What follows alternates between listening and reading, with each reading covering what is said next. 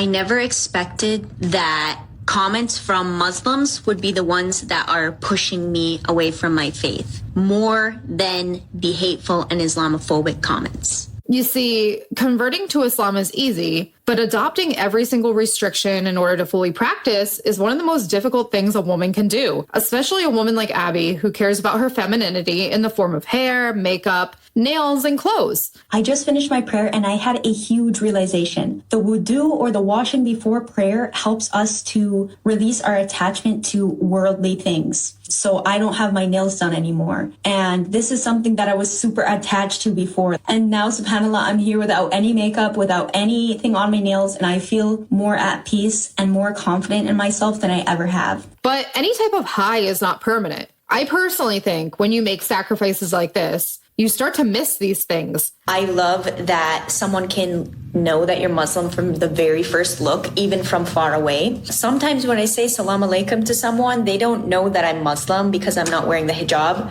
Here's another video where she switches from wanting to wear the hijab to the psychological struggle of making the decision to put it on. I've recently been struggling with the decision to put on the hijab because it just feels like such a permanent thing. And like whenever I look at a decision and it's like, this is forever, like my brain freezes, even if it's something that I want to do. Eventually, the good feelings start to wear off and you start to connect with reality again. 3 controversial opinions that I have that will probably get me canceled on Muslim TikTok, but I do not care. Number 1, the only book and source of knowledge that Allah has promised to keep 100% accurate and without change is the Quran, which means anything else can be and could have been corrupted or changed in some way by humans. That includes hadith. That is why I heavily rely on the Quran, and I heavily criticize / am very careful with hadiths. Second, prayers. When you are a new Muslim and you do not understand Arabic,